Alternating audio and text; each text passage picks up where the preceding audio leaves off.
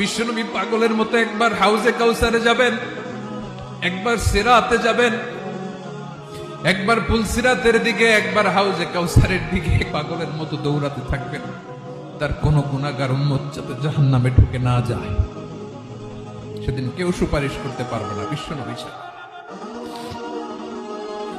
এজন্য ৫ নম্বর আল্লাহ বললেন, মান যাল্লাযী ইয়াশফাউ ইনদাহু ইল্লা বিইযনিহি।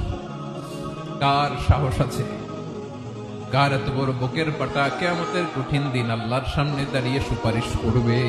কারো ক্ষমতা নেই, কারো ক্ষমতা নাই। বিশ্বনবী সেদিন সিজদায় পড়ে উম্মতের জন্য কাঁদবেন, সবাই কাঁদবে, নফসি নফসি, আল্লাহ আমারে বাঁচাও, আল্লাহ আমারে বাঁচাও। বিশ্বনবী বলবেন, উম্মতি উম্মতি। বিশ্বনবী আমার জন্য কাঁদবেন, আপনার জন্য কাঁদবেন, আমাদের জন্য সেদিন কেঁদে কেঁদে জাহান্নামের দরজায় দাঁড়িয়ে আমাদেরকে টেনে টেনে জান্নাতে ঢুকাবেন।